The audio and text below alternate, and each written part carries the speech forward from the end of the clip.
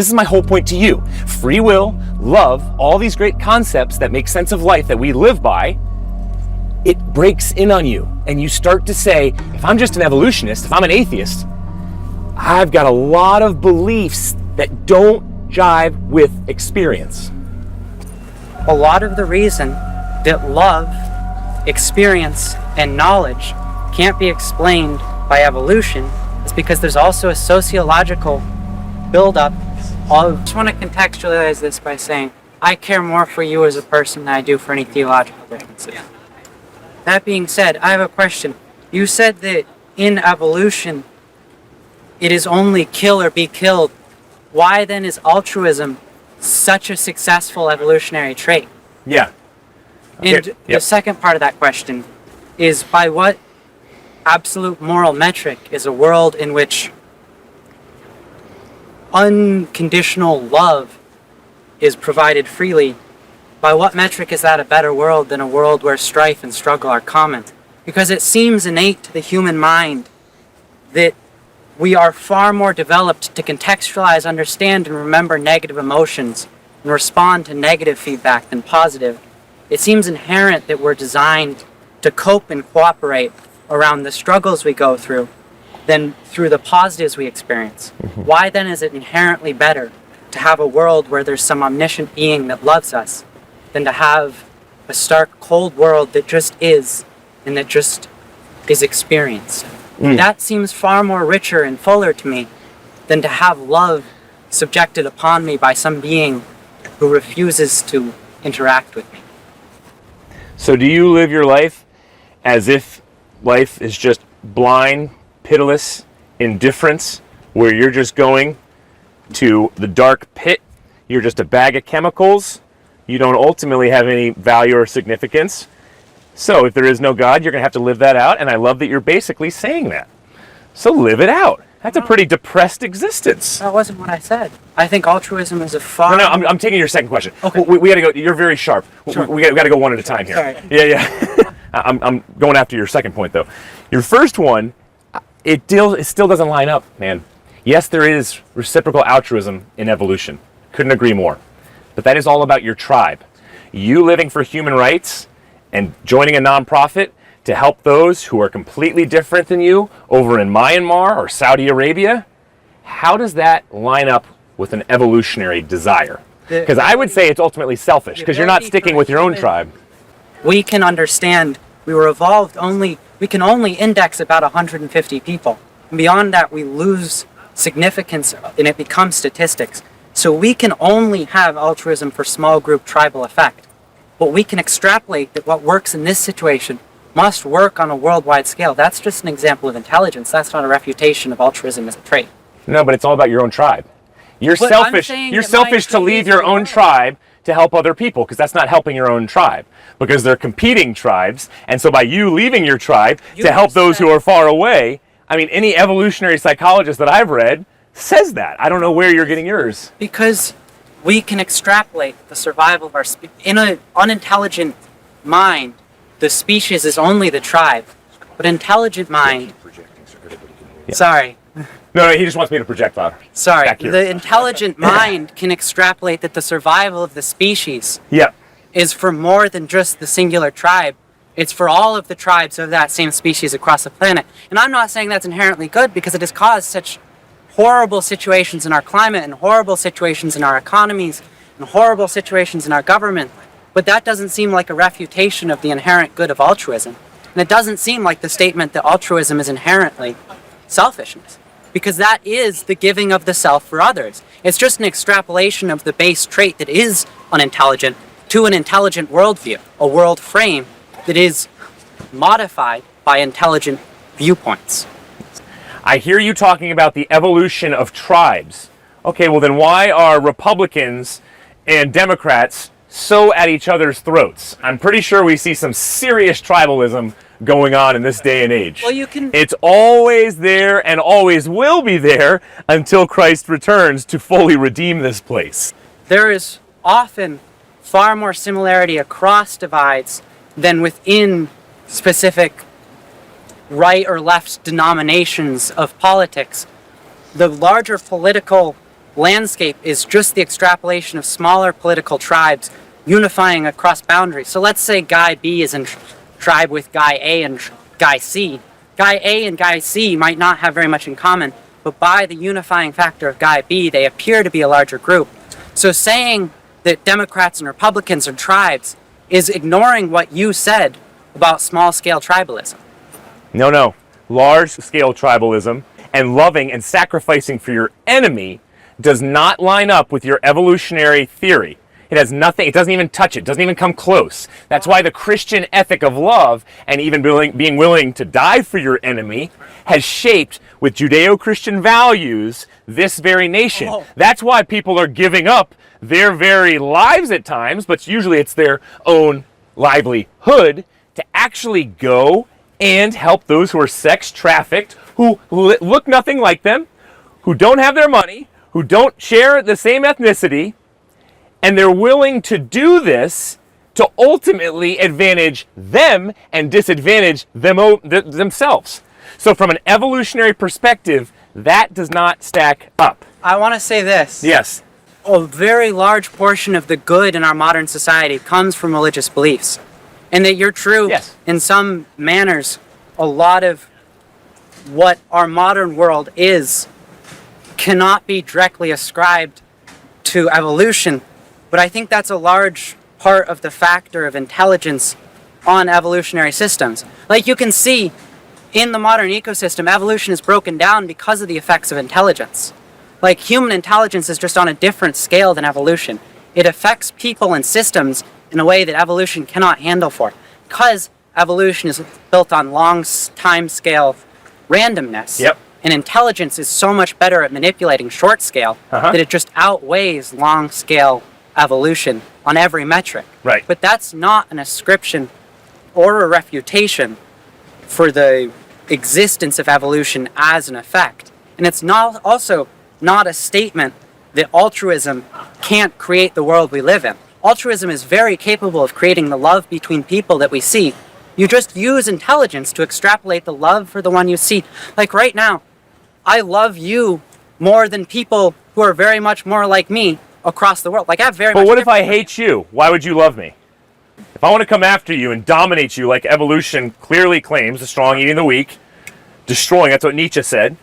That's why Nietzsche said, oh, you Christians, let's get rid of that type of slave morality. It's all about the powerful eating the weak. And that's why Hitler, that's why Hitler said, I'm going to adopt Nietzsche's ultimate philosophy for life, and I'm going to take the Jews, they're very different from our Aryan race, and I'm going to wipe them out. That's based off of your evolutionary theory. He was consistent. I think you're being terribly inconsistent. Sorry, not to offend you. I think there's some truth in what you're saying, but that is very inconsistent, my friend. And so you have to start to understand, why do I truly love others? I can get to the point of understanding, yes, be kind to others, especially your own tribe, and protect them. But you can be kind within your worldview. Sure, absolutely. You scratch my back, I'll scratch your back. That aligns with evolution.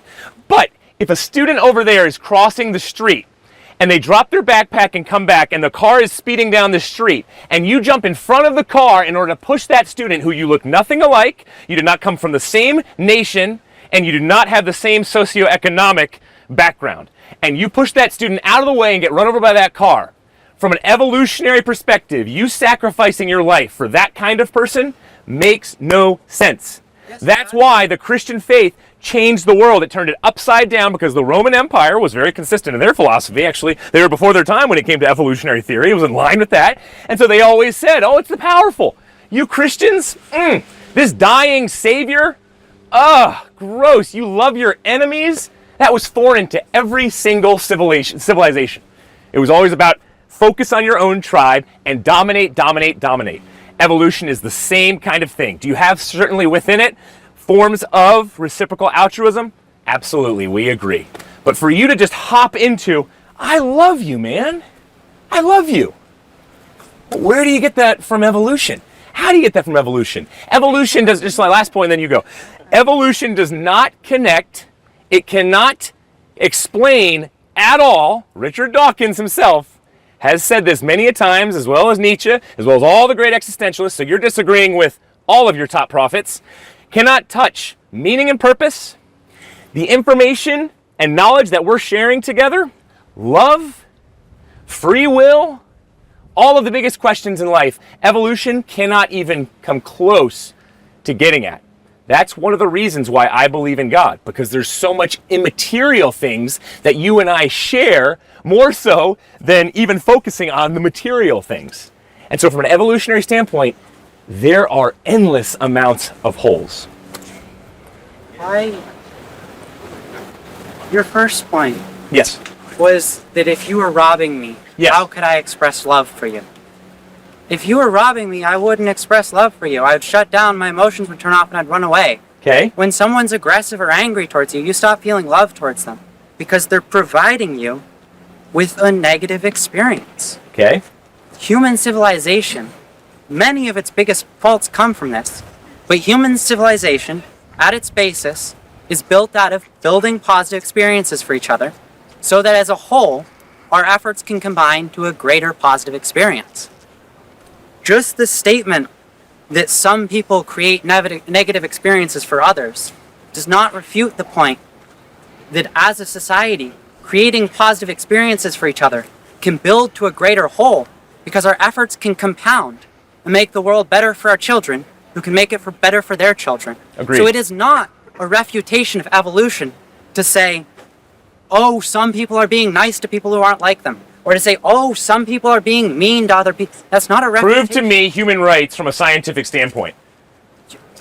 So human rights aren't scientific. It's Science immaterial. doesn't tell you what you It's should immaterial. So how, from a scientific basis, do you get the immaterial human rights or this love that you're talking about? It's immaterial. do. It's built out of the history of human civilization. Can't prove love and why I should live for love. Because it creates positive experiences. Sure, yeah, agreed. That's material. But you can't get a pound of love, my friend. It's I didn't still say material. You could. That's No, but you're pushing evolutionary theory and science, and I'm just talking about, I agree. And I'm just saying, if there is no God, you have a lot of splaining to do. As in, like, a lot. So you said without God, Yes, you can't explain love. love is immaterial. Consciousness, immaterial. So conscious. You and I, information, you can't see the information you and I are sharing right now. It's immaterial. You just have to say, like Richard Dawkins says, oh, I hate the idea of free will. I'm a determinist because we live by our neurochemicals because there is no God. I hate this idea of free will, but I realize I have to pretend, he says, like it exists. Because I believe I have the capacity to decide whether to go to the loo in there and whether to go get a sandwich in about a half hour from now. I do not believe my neurochemicals are determining me to do that. So what does he say?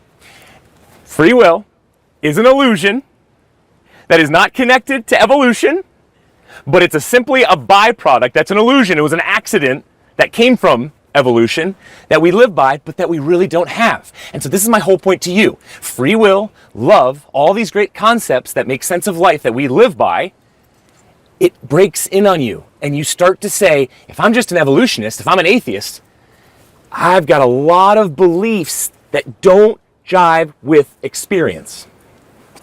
A lot of the reason that love, experience, and knowledge can't be explained by evolution is because there's also a sociological buildup of traits called knowledge acquisition that is not evolutionary, but operates on evolutionary principles, and it is material. It is in the hyperstructure of your brain. Evolution can be explained as a survival mechanism wherein your brain decides what to do by habit, and then it uses a justification because it's a shortcut for negative and positive affecture towards experience memory. So experience, consciousness, the idea of the self, is a way of tagging experiences as positive or negative, as saying they happened to me instead of saying they happened. Yep. So consciousness, Yep. love, Yep. the reason for societal togetherness can be explained as knowledge acquisition Yep. across generations Yep. in complex civilizations. Yep. Just as religion Yep. can often, so I don't want to attack your religion. No, you can. You're not attacking it. You No. disagree with it. Okay, That's not an attack. I don't buy into the politically correct culture of you disagree with me and that's an attack on my very soul. Thank you. Yeah. Okay, so let's say Christianity. So Christianity or I'm going, just because of the crowd, can I use a different religion? Sure, go ahead, man. Okay, so take Mormonism. Okay. It started as one person saying a set of rules and beliefs are a better way of operating. Yes. And then in the same way that consciousness pretends it has made a decision so as to get you to catalog it as a positive or a negative experience. Someone who creates a set of rules or actions for how to operate in a society creates a god or a set of justifications. I agree with all that. Okay. But just back it up a little bit. Sure.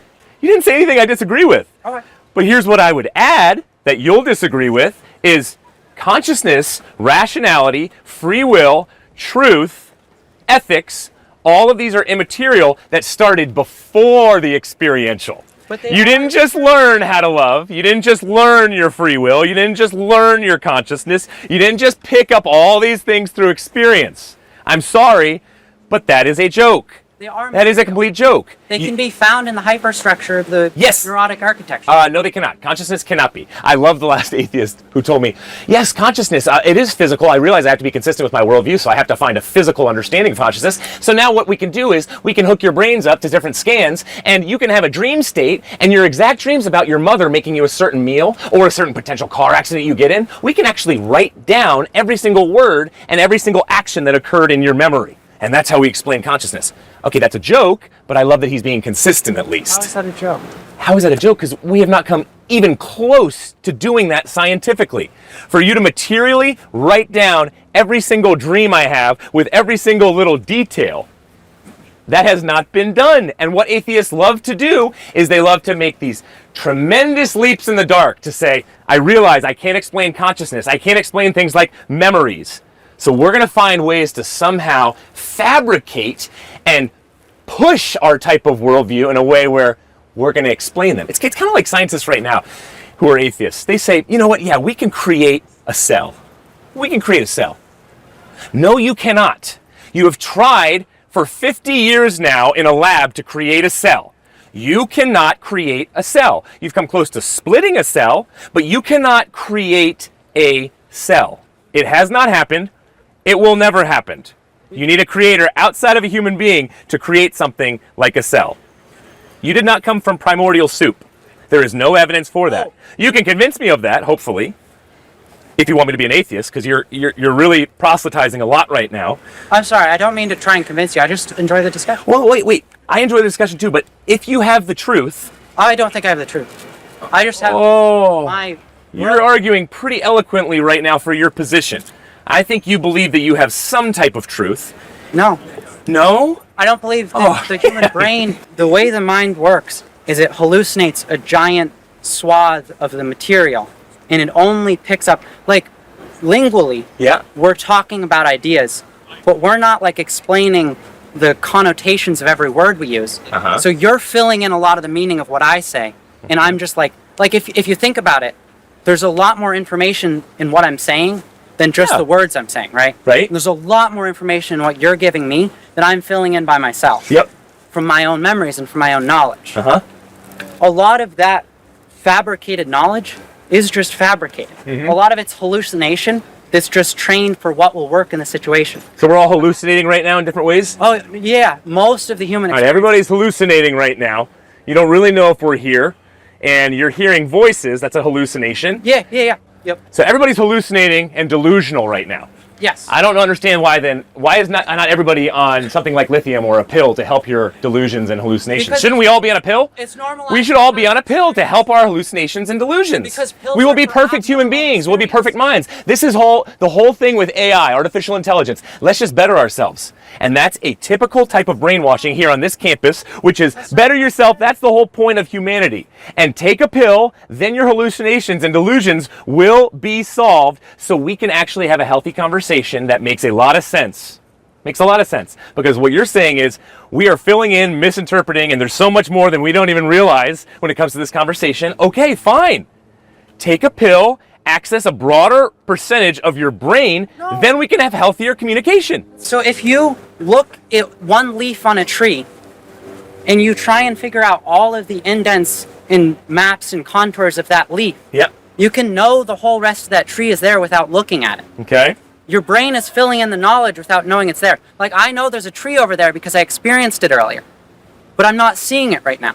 So my brain is filling in the knowledge from memory, and it's like I don't remember every part of the tree. I don't even remember what color the tree is. But I remember the tree is there, and I can fill it in with the generic property of a tree. Okay, you're remembering, so that's immaterial.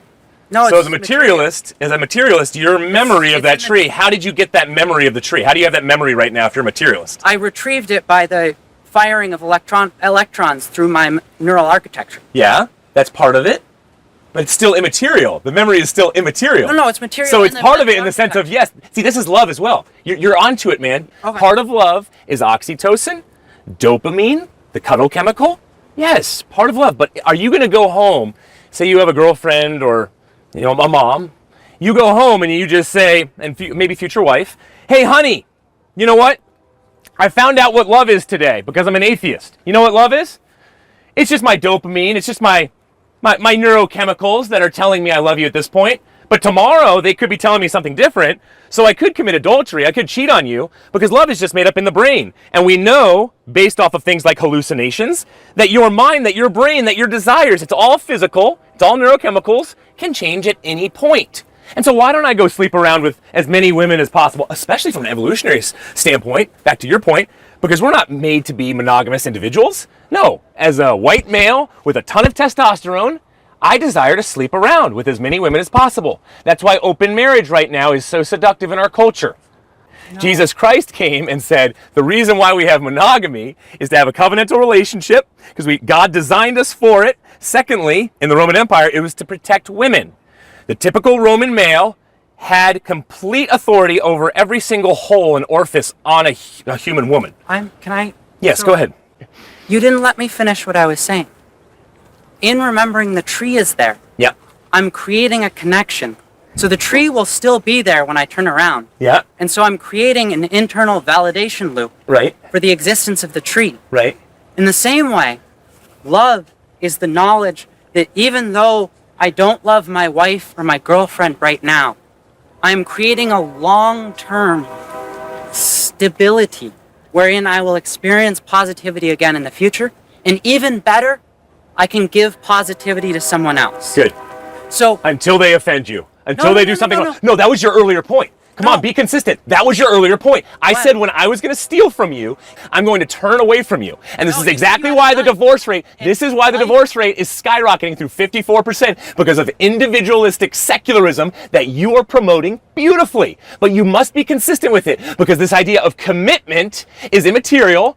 And I am not a monogamous individual, especially from the evolutionary cycle. So why, especially if love in these kinds of things, if you bring about a negative emotion, where that you're being consistent, by the way, feelings based off of evolution, which I like, thank you for your consistency there. But if it's a negative emotion that's created from my interaction with her, and if we have been married for 10 years, well then ultimately, sorry, I'm living for happiness, my own personal happiness, so I can dump you anytime I want. Love? Yes. Is the knowledge that even though in the moment it might be bad, right? Through effort, I can make the world better. Yeah. In what I experience as a positive emotion, I can create for my future self and for my children who will be my genetic and special offspring, and for other people and for their children who will be their offspring, and if it be my sister and her children, for my genetic lineage. But that aside, you're twisting my words saying that if you're trying to rob me, I'm going to run away. You said you had a knife. I did not say I had a knife. I could just mug you with my fist, though. Well, I don't know why the knife matters, but go ahead, keep going. Okay, I did not say that, but keep going. I didn't mean to put words in your mouth. Negative experiences can be, to some amount, contextualized by past experiences, and you can know what will hurt you too much or not. And if you know someone has created someone in your life who you love and you have a continued relationship with, has a pattern of hurting you too much, for you to be able to stand it and go on. And yes, the good thing is to move away. Fully agree. But the knowledgeable thing to do is to understand when things are recoverable and when things can be made positive through effort. And that is, again, an immaterial thing that you have to assume through the abstraction out of the trend lines of past experiences. You can't just know that. It can't be an inherent written law. But you said it's immaterial. How, as a materialist? I didn't say it was immaterial. No, Did he just say this is immaterial? You just said this is immaterial. I didn't. Well, It's I must be hallucinating then. You said I was hallucinating earlier, so maybe I'm hallucinating now. You just said it's immaterial, and then you learned by your experience. You're saying it's both. I understand. Can I also refute something you said earlier? Sure, if I can refute something you said earlier. Sure. Okay. You go first. Well, no, please. Okay. You said that if something is immaterial, Yep. then it must be something outside this world. Must be something immaterial that created. Yes. Okay. The material. So You need something beyond. You need something immaterial to ultimately create the material. The world beginning, it had a beginning. Right? So if it has a beginning, if a physical has a beginning, you need the immaterial, the non-physical, to have created it. So this universe didn't physically go on forever. We used to think that. My question is, But then science proved it wrong. what is immaterial? What is there that is non-existent? What is immaterial? Not The material. immaterial is if I go in here yet again to buy a sandwich, and I pick up a menu, and I physically grab that piece of paper, and it has ink blots on it. The immaterial is I look and make sense of those ink blocks, and they have meaning, which is steak sandwich with Frank's hot sauce, which is my favorite meal. And I communicate it to the sweet lady or man at the register, and I say, I would like, please, this steak sandwich with Frank's hot sauce. Well, I got it from the material, the physical, which is the ink blots and the actual physical piece of paper. Well, now the immaterial occurs, and we have something called a rational mind. Also immaterial, does not make sense from a materialist perspective. I use my rational mind to communicate with this person at the cash register who also has a rational mind, and we transfer the immaterial information, and Stuart, fortunately, hopefully, gets his steak sandwich with the Frank's hot sauce on it. That's immaterial.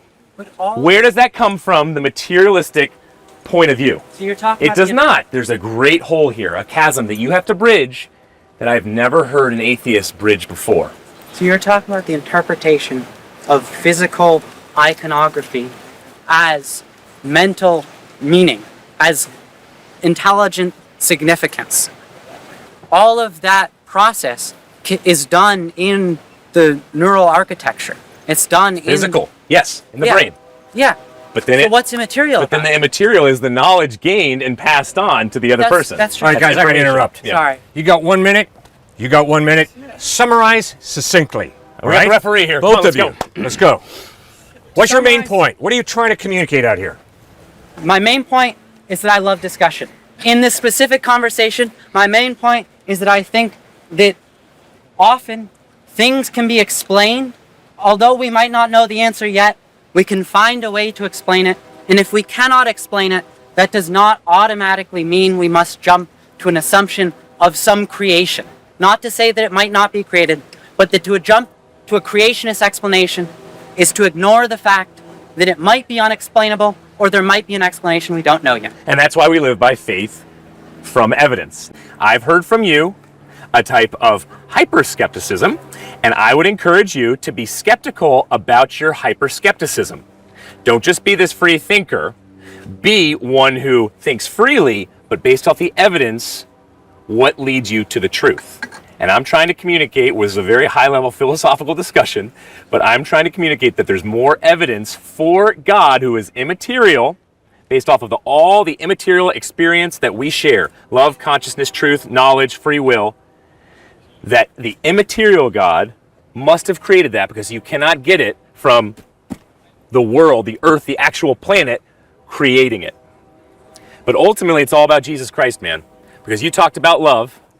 And in world history, we get the ethic of love and actually serving for those who are not like us and loving our enemies from Jesus Christ.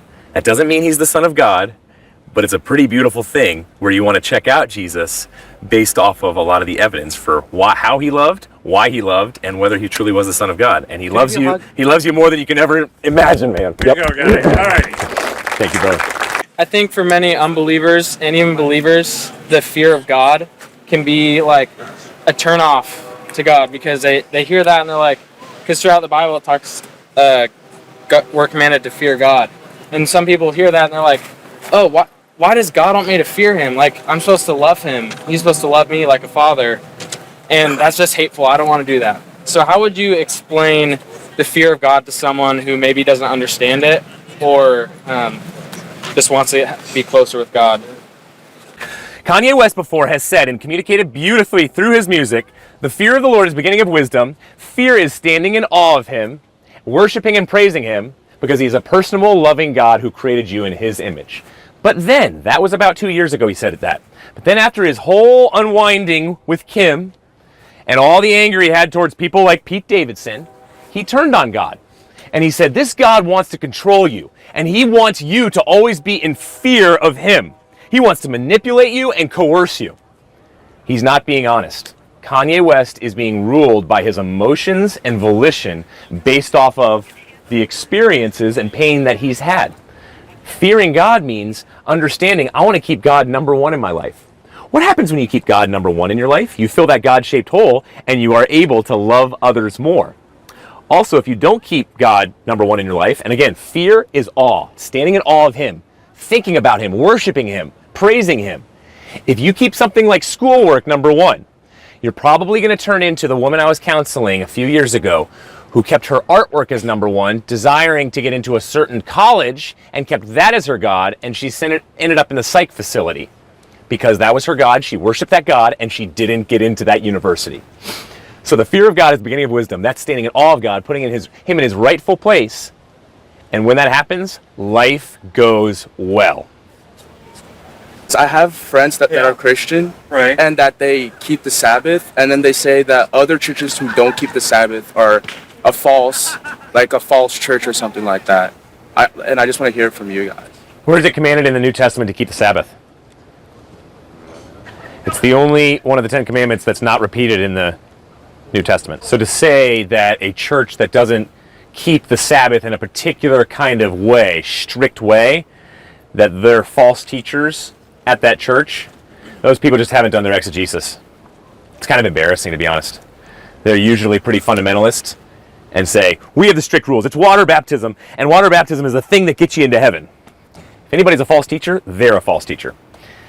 Because they're creating ways where it's me. I get myself into heaven. I got to go get water baptized, and that gets me to heaven. No, water baptism is very important. We're commanded to go about with water baptism, but in no way does that get you into heaven. So that scares me way more so than the other side. But I am not saying the Sabbath is not important. Don't get me wrong on this. The Sabbath is tremendously important because it's saying, I'm not God. If God had to take a rest, well, obviously he didn't get weary physically. He's God. But what he's doing there is he's showing us the importance of us taking a rest physically, emotionally, and getting connected with him spiritually. One way I love to look at the Sabbath is we identify with our work. We so often find our value in our work. So it's the work underneath the work, the identity issue that we have, that a Sabbath cures.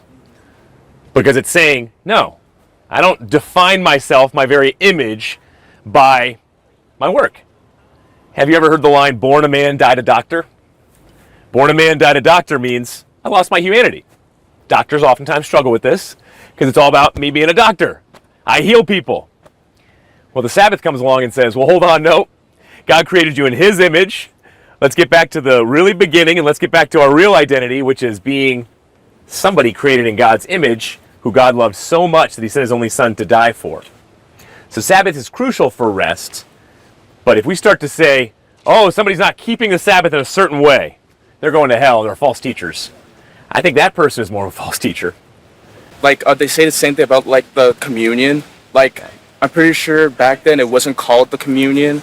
That like during like the Roman Catholic times they like changed it to call it the communion, and that's like and that we're wrong and that we're of the false church or something like that to be calling it the communion, and that like back then they would take the communion. I think it was April, like once a year on I think April 14th.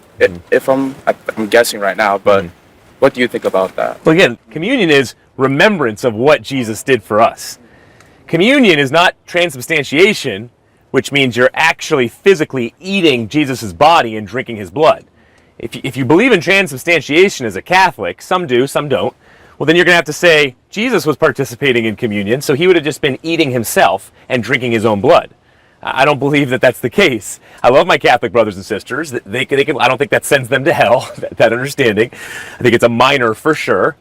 But no, I believe Jesus is saying, do it in remembrance of me. That's what he said, remembrance of me. So when we celebrate communion together, we're remembering what Jesus did for us. If all the religions stopped, everyone forgot all of a sudden, I think people would come up with new explanations that had nothing to do with Jesus or any of the existing religions. Okay, so practically, what does that mean? Practically, Yeah. I think that it means that Christianity and all the other religions aren't like self-evident. You can't discover them in the current time, which I would like to believe if there's a bigger picture that it does present itself in the world, that it could be discovered by an individual. Okay. But what about the fact that anthropology shows us that every culture around the world has some type of religion? Now, Jesus is not part of the discussion at this point, obviously. Rather, it's an issue of atheism versus theism. But if anybody tries to argue that, oh, no, God has not left enough evidence of his existence, in spite of the fact that around the world every culture has some type of religion, I don't know what you've been smoking, but I don't want to smoke any of it. I mean, good gracious. The overwhelming evidence is we are incurably religious. We got a God-shaped vacuum at the center of our being. Now, you're right, when it comes to Jesus, then that becomes an historical question. And if all the Bibles were wiped out and we had no information about Jesus, well, yeah, then we wouldn't know much about Jesus, that's for sure. What do you think about Jesus? I think he lived a really interesting life story. I mean, I definitely don't know everything, but... None of us do, right? Yeah. But I like it, and I like religion in general, and I think it's interesting to learn about, but I'm still struggle with, how do I pick just one? How can I say that everybody else is wrong, and I'm confident that these were the guys that got it right? Okay, good. You do not have to say everybody else is wrong. You start open-minded, right? There's deep longings within all of us human beings to know God. Who is this God? What is this God like? And so you get a little bit of information about the major world religions, and you say, okay, which do I find plausible? Not which can I prove. You can't prove anything, right? But what do I find plausible? What do I find reasonable?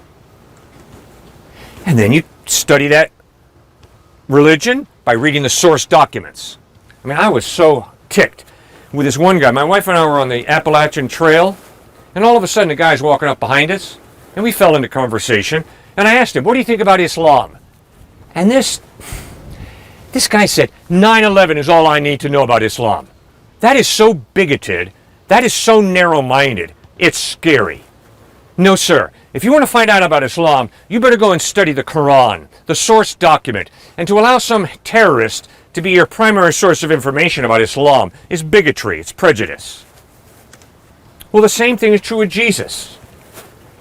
You're right. There's been a lot of evil done in the name of Christianity. So now if Jesus promotes that kind of evil, I'd be an idiot to believe in him. So would you. But if he is the antithesis of that, if he taught an amazingly high ethical standard, and then he lived up to that standard, and then he said, I'm going to die, and 3 days later I'm going to rise from the dead, and then he pulls it off, oh man, it's a no-brainer. The guy is trustworthy. I mean, you die and rise from the dead, I promise to listen very carefully to everything you have to say. So when it comes to issues like rape or incest or abuse, those are obviously issues that really affect the victim. And when it comes to perhaps the people that perpetuated those things, like the abusers or the rapists, when they come to accept God and Jesus to be, the one true God and accept God and believe him in their heart and their soul and their mind, and should these go right, we believe that those are the people that get to be united with God, the people that come to know the Lord Jesus Christ as their Savior. But what can we do to help to support the victims who experience really real crimes, and should we let that go unjustly punished in the world because we believe we should love one another? Where is the justice coming from, and is that going to be addressed on both a heavenly level or an earthly level? And how can we as churches or church affiliated members support the people who've experienced those injustices? Okay, great question. First point. Justice is defined by the character of God, who is just. Justice flows from the character of God. Throughout eternity, God has been just, which means injustice throughout eternity is evil. Second point, Christ calls us when we put our faith in him to care for the needy, to feed the hungry, to clothe those who are sick and in prison, to stand against racism, against sexism, to stand for the dignity and value of all of human life. That's what he commands us to do. Third point, Christ wants to help us by his Holy Spirit have the moral courage and the moral strength to live that out. And that's why Frederick Douglass, the black intellectual, stood against slavery and supported the abolitionist movement.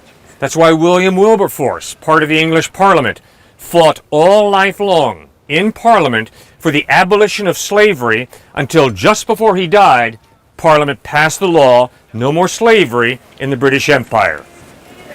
So, followers of Christ, deeply committed to Christ, have understood God has called me to do justice, to love mercy, and to walk humbly with God. And that's what a follower of Christ is to do. Now, does that mean that I earn my seat in heaven by fighting against evil? No. I am a dirty, rotten sinner, and I deserve God's wrath. But on the cross, Christ took the wrath of God towards my sin, offering me forgiveness and eternal life. Now I got a decision to make. I can blame others for the evil that I've done.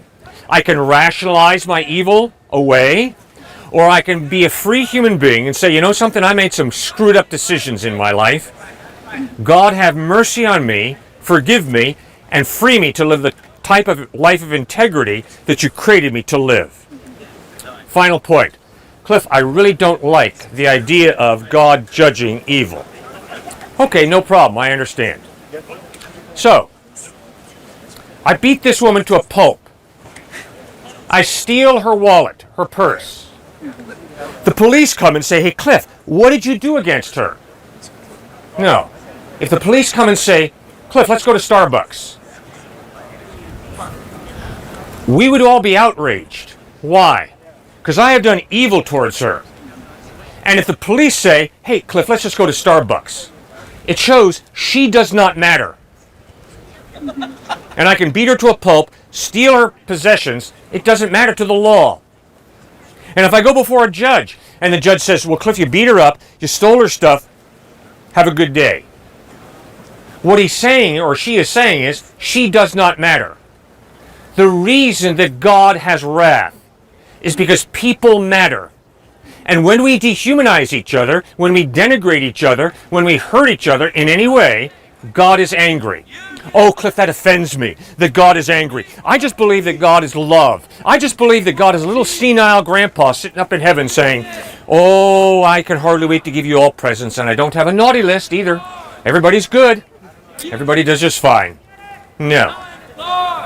God is angry over evil because people matter. And if we step on each other, God holds us responsible. He will judge us.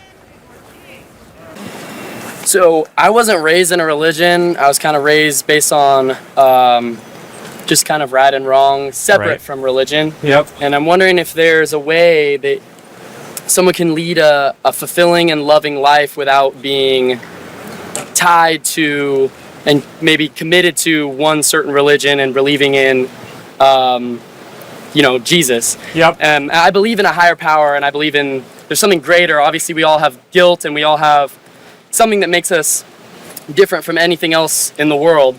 And I'm wondering if there's a way that, like I said, that you can live a loving and fulfilling life without necessarily one religion. Good question. I can be a total atheist and love her and love him.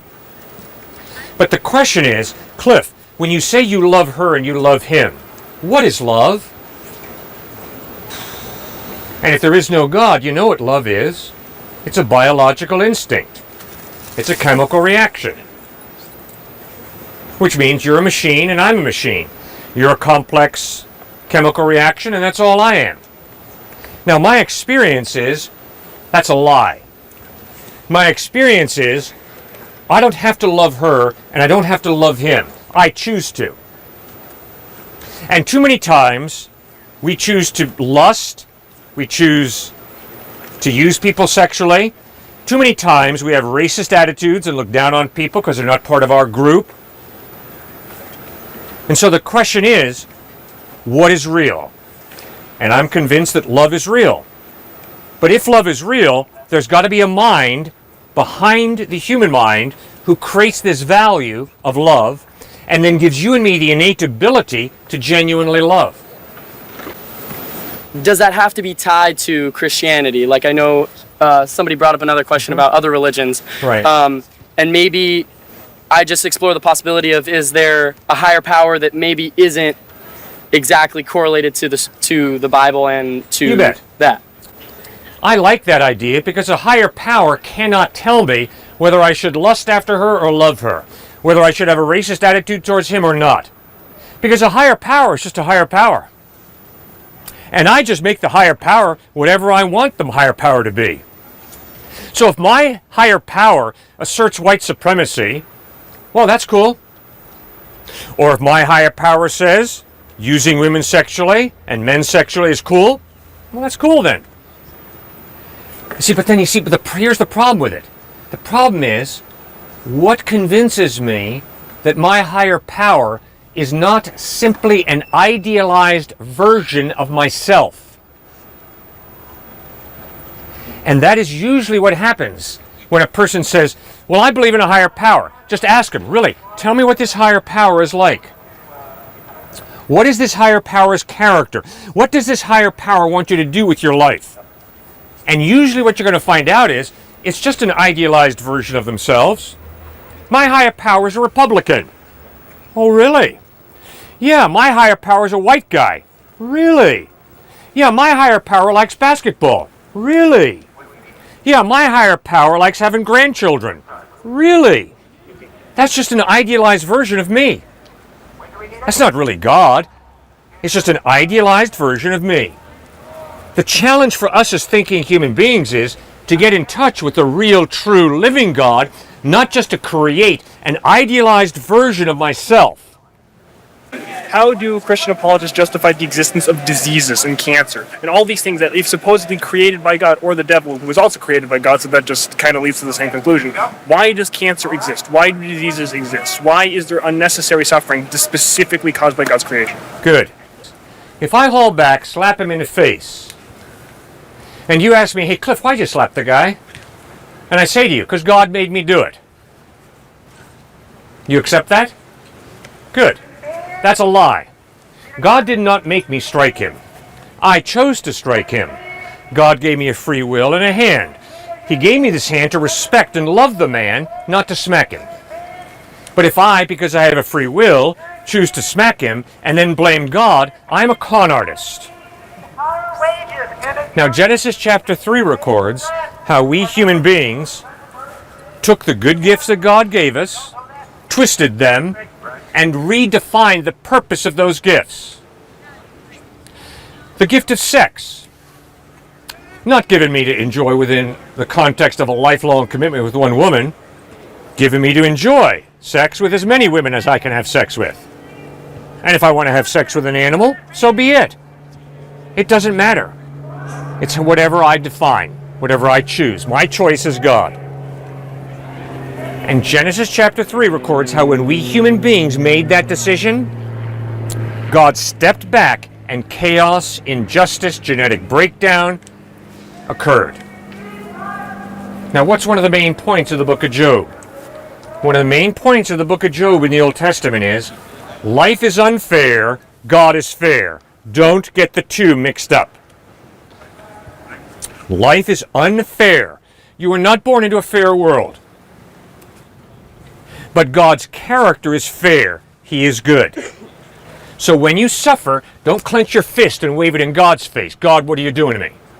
Instead, realize, I am born into a messed up, unfair world. the way we've often defeated diseases is by actually analyzing them. Instead of saying like cancer is this nebulous thing, like just created by God's absence, the genetic breakdown is just something that happens. We've developed scientific theories that can actually justify and explain why these things happen, and this has started developing into like actual cures. So by rejecting the fact that this is a divine process or a lack of divinity, by completely separating God, we've actually been able to make progress to alleviate these diseases.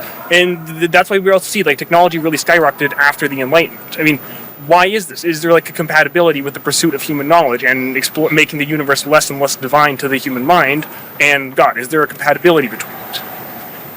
When Jesus walked on earth and he bumped into a sick person, did he ever look the sick person in the face and say, God's will, fatalism, determinism, just had to happen? No, not once. Instead, what did Jesus do when he was confronted by a sick person? They cure him? He cured him. He healed him. In other words, Jesus consistently said, there's something wrong with this world. This world is not the way God created it to be. He healed the sick. He raised the dead. He didn't say, oh, death is really cool. Just grow up and realize. Death is part of being a human being. It's just the cycle of life. No, he never said that. Instead, he raised the dead, and he promised eternal life in heaven to all who trusted in him. So death is not cool. Sickness and disease are not cool. He healed. Now, 122 of the first 123 universities in this country were begun by Christians. Why? Because a Christian understands God gave me a rational mind. And by exercising this rational mind, I can find a cure for disease and sickness. I can prolong life. And that is a biblical worldview. Death is not good. Death is the last enemy, Paul writes in 1 Corinthians 15. Then that begs the question. Yes? Before Christianity, would people just be fine with death? Because if it's an inherently Christian virtue to say that death is wrong, why just not like kill yourself before Jesus came down? Good. We read it in Genesis, chapter 1, verse 27. God created man in his own image. In the image of God he created him. Male and female he created them. So the Bible insists life is a gift from God. Death ends life. Death is an enemy. So the great Hebrew prophets were insisting, you better not do evil. You better not rip off the poor. You better promote justice and integrity and compassion.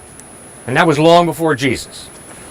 So the point is, all of my atheist friends, all of my agnostic friends have consciences, because we're all created in the image of God. Which means all of my atheist and agnostic friends at times do a lot of good when they follow their conscience and their rational mind. But when they follow instinct, too often they mess up. And guess what? That's no different from me. When I follow some of my instincts, I mess up. That's why I need God's help. That's why I need Jesus Christ. If Jesus, as he says, the work is finished, why is there still suffering until the time of restoration? And if sin and death are conquered, why is there still suffering until that time? The already, but not yet. There has not been a restoration because he's given us the opportunity to spread what he has communicated to us crystal clearly when it comes to the gospel message to save all people. So not everybody was obviously saved during Jesus' time, and he died for all people, John 3:16, that all might be saved. And yet at the same time, that hasn't occurred yet. He has not thrown Satan into the fiery pit, right? The lake of fire. So the challenge for us is, okay, what is our real purpose here on earth? Don't make the mistake that I did when I was a kid, which is we are going to be saved and just go to heaven. Too often I thought that based off of Sunday school teachers. No, Christ is returning here. He's going to redeem and change this very place. He's going to change our very lowly bodies to look like his. So there will no more be suffering, pain. He's going to wipe every single tear from every single eye, and everything will be renewed, made new. That's what I love. I don't want this type of ethereal spiritual existence where we're just floating angels strumming little harps on clouds saying, oh, isn't this great up here? No, God is going to redeem, buy back every single piece of what we so long to be changed for here. I like what one author said when he said, we're living in such a way where it's like a clogged pipe. And when Jesus returns, that pipe will be fully unclogged. And that inspires me in such a way where, hey, we want to make change. And so what is the most important command that he gives us? Love the Lord your God with all your heart, soul, mind, and strength, and love your neighbor as yourself. So that's really our purpose. How are we glorifying and honoring God? And how are we loving each other more to make this place look more like heaven is going to be? So it's been mentioned that living apart from God leads to hell. But what if someone leads a morally upright life without a relationship with God? Would they still go to hell? And why is a belief in God necessary to live a moral life? So everything about probably what you think and what I want to think is the better I am, the closer I'll get to Jesus. The better I am, the closer I'll get to heaven. The better that person is over there, the better I'll accept them, and maybe they'll get to heaven. Do you know that over 90% of Americans think they're going to heaven? Because they think they're good people. Okay, Jesus said the opposite. He said that all of us, Paul specifically, all of us have fallen short of the glory of God. So it's by God's grace that we are accepted through Jesus' cross. And then once we accept him and give up our lives and saying, God, I worship you, not myself, or money, women, my family, that's when we're accepted. And there's nothing on our own in terms of living it out that's going to accept us. That's every other religion. Every other religion says you have to work to God, to get to heaven. What Christ says, God says, is no, God has worked to you through Jesus Christ. That's a historical fact. So come to believe in him, then live out a life where you're growing in the fruits of the Spirit of love, joy, peace, patience, kindness, goodness, faithfulness, gentleness, self-control. Love is patient, love is kind, it does not envy, it does not boast, it is not rude, it is not self-seeking, it is not easily angered. I mean, the beauty of what Jesus and Paul talked about in botanical growth in character after you accept Christ is what we're after. But does that make sense when it comes to when you look at somebody and say, wow, that person's a good person, they're going to be in heaven. Wow, that person's a bad person, they're going straight to hell. First of all, it's playing God. And then secondly, it's misunderstanding completely that we're all falling short. All of us deserve hell, but Jesus came and saved us. And so it's turning to him that hopefully the heart change begins. But why do you need to want to get to heaven to feel like you need to live a morally good life? Like, why can't you just be a good person? Well, it's not about wanting to get to heaven. You don't want to go play in traffic, right? So it's not selfish to want to go to heaven. It's unselfish to want other people to come to heaven, to want yourself to go to heaven. No, we're giving up our lives. But ultimately, it's not about getting to heaven. See, again, every time you hear somebody say, I want to get to heaven, I got to work harder, I need to do this better, that's misunderstanding the fundamental teaching of what Christ talked about, which is you cannot do it on your own. Do you have a friend who's an alcoholic? Any friends who've been through AA? Yes. All right, the fundamental first teaching is we on our own cannot overcome this real issue. We need someone from the outside to save us. And that's how you get well. How odd is that the Oxford group started AA, which was all Christian doctrine. And how odd is that I think that answers the entire human problem of sin as well. It's not just for alcoholics.